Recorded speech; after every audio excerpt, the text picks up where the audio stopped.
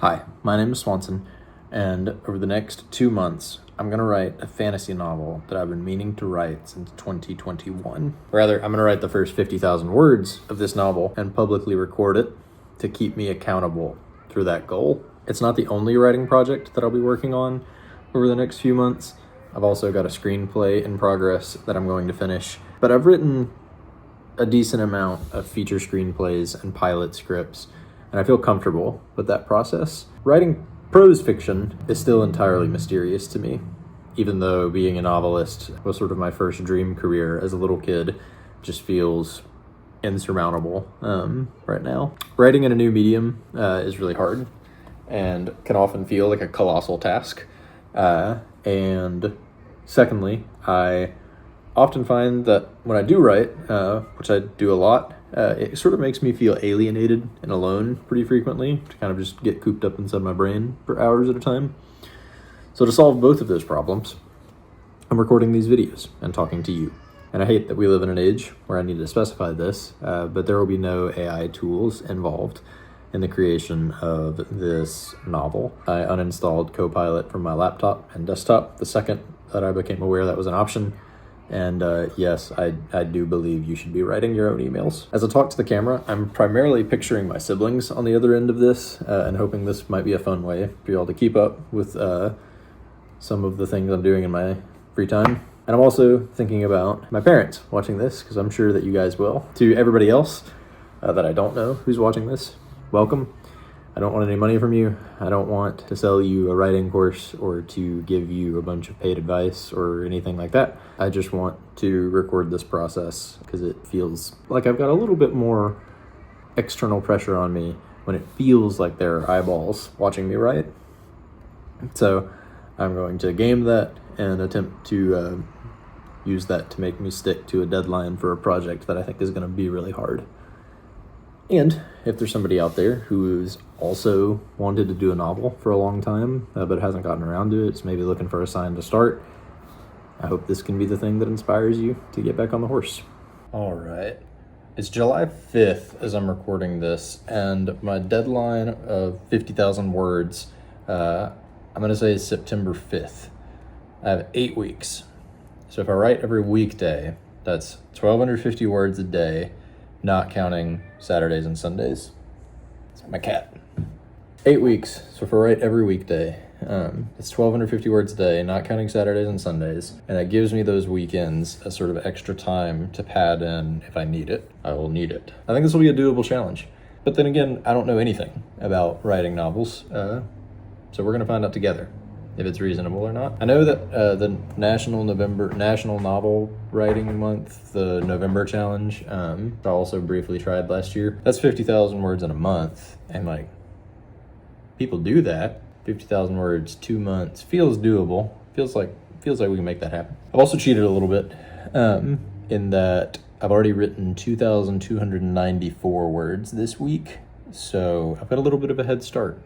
And we'll see how long I can keep it. To be clear, my goal is 50,000 words of the first draft of this novel, meaning not polished, not edited, not publication ready. I mean, hell, the whole book by the end may end up being a pile of hot, unusable garbage, but it would still be the most valuable, hot, unusable garbage I have written up until this point in terms of prose fiction. I feel very much the same way about the first feature screenplay I ever wrote. It is awful, and I would not use it as a writing sample today, but it's the most important screenplay I ever wrote. Before that, writing screenplays was impossible, and now I know how to do it. And that middle part, that missing ingredient, was just, you gotta write one. You know, it'll teach you more to just do the thing than any amount of courses or lessons or videos about how to do it or books on how to write. Just doing it is the best teacher.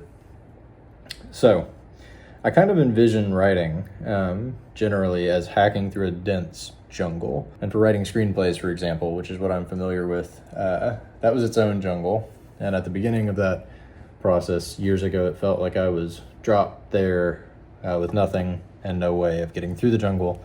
And by writing that first terrible movie script, I carved a path. And every time I've written a script since, it just felt like that path's gotten a little bit more paved, a little bit easier to tread. Now, looking down the barrel of this fantasy novel. It feels like I am in the wild jungle again, and all we can hope to do is carve a little bit of a path. So it'd be great if the book was good.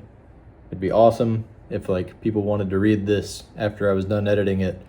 But that's not really what I'm aiming for here. What I want is to learn this process and the way it works for me, and to make this path just a little bit easier to travel the next time that I want to write a book. After all, if we think about, a lot of famous published authors today, Brandon Sanderson wrote 14 novels before he got published, 13 or 14. He just didn't give up, and that's kind of the way to play this. It's a long, grueling, process-driven thing, and I like that about it. And I'm willing to engage in that, I think. Let's talk about the book.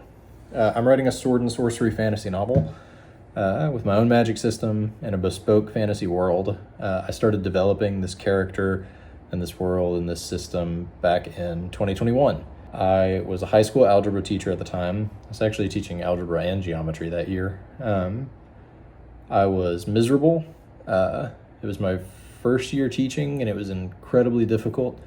I was just graduated from film school, so incredibly unprepared to suddenly become a math teacher, even though I did end up thinking that was a pretty enriching part of my career. And I love my students dearly from those years, and I think any one of them could give me a run for my money in terms of just being creative, wonderful people. All that to say, anyway, I was a high school math teacher. It was the middle of the pandemic. We were teaching both in person and remotely, so I was working all the time. I was miserable. I didn't know what I was doing with my life, and I wanted to write my way out of my situation so badly. I grew up reading fantasy novels. Fantasy is my comfort place. It's my sort of like literary home, and I just wanted so badly to live in my head in that world instead of my life at the time, which was difficult. So it's 2021. I'm teaching. I want to write a book. I started watching Brandon Sanderson's free lectures, his BYU lectures that he posted on YouTube, and those are excellent. And incidentally, he's recently updated those with the 2025 edition, and he only updates them every 5 years or so. They are excellent. Go watch them if you also are an aspiring novelist. Anyway, it's 2021. I start watching these, and I'm following along. I develop characters, I develop a magic system, I develop a world, I pick a plot structure.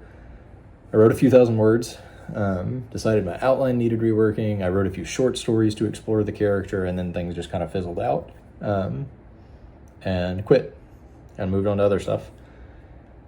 And that project became dormant, and that character got shelved. A few years later, my best friend and I had begun hobbyist game development. Both of us love video games. Both of us want to make video games. He works in software and knows how to code. I write and know a little bit of art. We dreamed of making indie games.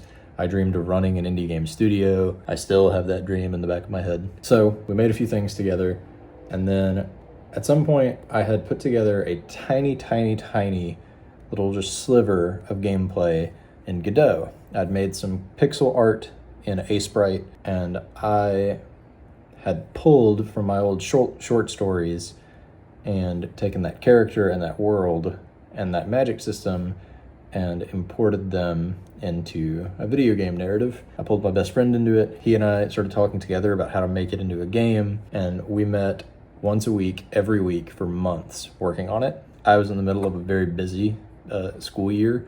I had moved to the special education department that year, and I was a special education case manager on top of being an algebra teacher, a resource algebra teacher. He was very, very busy with his own work, had a bunch of responsibilities at his job, but still, one night a week, we got together and we worked on our game. All of this culminated in a sort of game jam-like weekend a few months in, where we got together, we culminated all of the elements of our work. I think this was like the third prototype we had, and we really made a little fun playable demo. And it felt like sort of the capstone of that project, and we had learned a lot. We felt like we had sort of reached a natural conclusion for that. If we were going to keep making games, we were going to move on to other stuff, and we did. It was great. We learned a lot. We had a blast working on that project, and we built a strong foundation for other game stuff that he and I worked on afterwards. But now, for the second or third time, I had started a story with that character, and that story and that character and that world were left unfinished. It is time for that to end, and you'll get to read the story that has been rattling around in my head since the COVID era. I'll post regular updates here, both word count, progress, things like that, and also actual pages, although I'm not sure how I want to go about doing that yet. It feels unusual. I'm not sure I've got a great template for how to do that, at what stage in the editing I start sharing them, or if I just share all the raw material. I don't know yet. We'll see. And another important element to all of this is that the writing process happens outside of just hammering away at keys. You know, it's walking around thinking about your story. It's plotting while you're driving. It's daydreaming about what could happen to the character while you're in the shower. It's all of those things.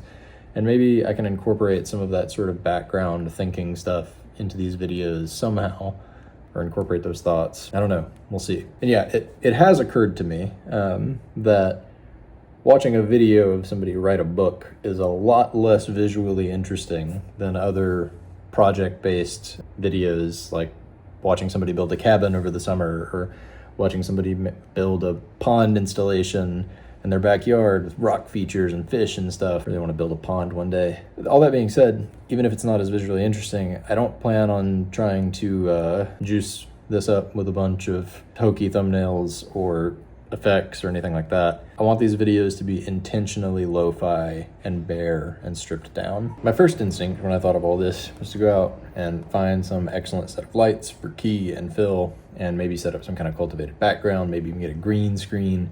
Undergrad degree is in film and digital media, and I used to teach high school audio video production. So those were kind of the first things I started thinking about and daydreaming about. And then I realized that would be an excellent way to procrastinate and totally miss the point. This little video series wouldn't be about flexing my filmmaker muscles. It's about writing. I'm going to do my best not to get in my own way. Maybe that'll make this a totally inert and boring video series. And if that's the case, at least I'll still have a record of this process. And if I'm incredibly fortunate, maybe I'll look back on this as the first book of many. All right, I have an outline, a writing schedule, and a deadline. Let's get to work.